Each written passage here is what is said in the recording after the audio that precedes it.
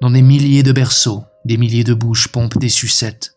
Sur des lits, des milliers de sexes pompent des sexes. Des milliers d'enfants naissent, des milliers d'enfants meurent de faim. Des milliers de grands enfants souffrent dans les hôpitaux. Des milliers de poitrines tombent sous la mitraille. Des milliers d'êtres retournent à la terre. La terre tourne avec ses millions d'enfants, ses milliards d'hommes et de femmes. Des corps dans des mines, des usines, dans des soutes et des casernes, dans des prisons et dans des comptes courants.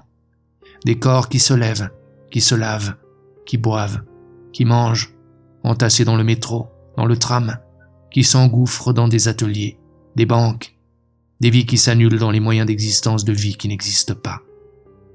Des millions de mains qui lessivent, qui pansent des plaies, qui tuent, qui prient, qui caressent, qui font du pain, qui se dressent vers le ciel, qui fouillent la terre, qui ensevelissent les morts. La végétation humaine pousse comme elle peut, où elle peut. Ses branches croissent et multiplient, s'enchevêtrent. Des familles meurent, des familles poussent. Les arbres généalogiques se battent sur toute la terre, à corps perdu, à vie perdue. À quoi penses-tu ? Jacqueline s'essuie les mains en considérant le berceau. Je considère la gosse, la suite de mon mal. Je suis couché dans la vie, rien ne m'en délivrera. Trop lâche que je suis pour me faire passer le goût du pain. Quand j'étais gosse, je ne jouais jamais avec les autres. Je trouvais tout stupide, sans motif. Ça me tenait simplement, ça me tirait dans un coin. Je regardais les autres se battre, courir, grimper. Je n'étais pas dans le coup. Je ne demandais qu'une chose, qu'on me foute la paix.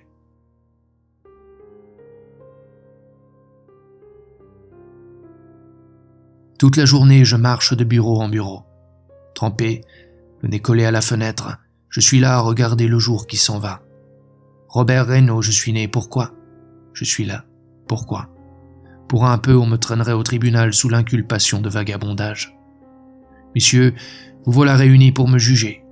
Qu'ai-je à ajouter à ma défense, me demandez-vous ? Rien, monsieur le président.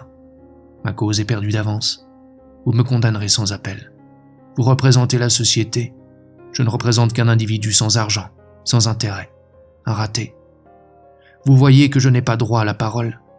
Je ne suis pas digne de figurer au contrat social. Je suis coupable d'être né et de poursuivre mon existence. Rien ne m'y destinait, monsieur le président. C'est pur hasard, mais je n'avais pas le choix. J'ai la possibilité de me supprimer, me direz-vous. Je suis trop lâche. Je reconnais ma tâche sur la nappe du banquet des consciences organisées. Je n'ai pas faim de confort. L'appartement à air conditionné, la salle de bain, l'évier broyeur vide ordures, le réfrigérateur, la cuisine laboratoire, je n'y tiens pas. Un homme comme ça n'est pas normal.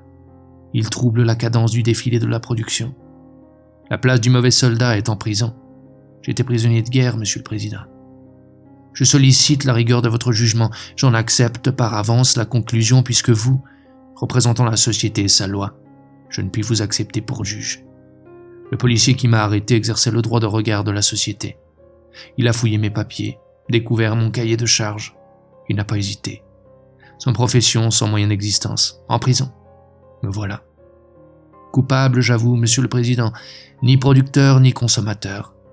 Qu'ai-je à faire dans une société établie en vue de partager les bénéfices ? Je sais, on a protégé ma naissance. Du biberon à la gamelle, du berceau au cercueil. Ma tragédie me lie à la société. Mais ma valeur nominale est zéro, les intérêts rapportés nuls. On doit me virer aux pertes sèches. Mon actif ridicule de chair et d'os, ma jouissance de soleil et d'air sont un crime dont la société m'accuse avec raison. Je n'y ai pas droit. Je frustre le groupement du tourisme, les palaces, les stations climatiques. Je sais, je ne puis échapper à mon objet réel et licite, consommer et produire. Vous avez un grand tableau noir, monsieur le président, et vous prouvez fort bien qu'un seul chiffre rayé peut faire tomber une tête. Mais lorsque tout à coup j'ai souri, pourquoi avez-vous fui mon regard ? Avec bienveillance, vous m'avez demandé si je n'avais pas de déclaration à faire. Vous avez compris que je plaidais coupable, que mon attitude était suspecte à l'âme d'un juge, et vous avez senti que la vie d'un homme ne pouvait être incluse dans la société. Que deviennent alors la morale et la religion ? Croyez-vous que ce soit le moment de me poser des devinettes ? Je devrais être heureux, citoyen libre dans une société libre, libre de renier mon os quotidien. Votre liberté sans argent est une maladie. Que l'on m'enferme, monsieur le président. Ce président qui flotte à la fenêtre dans la fumée que bat la pluie. Ce président se paie ma tête. Condamné à vivre.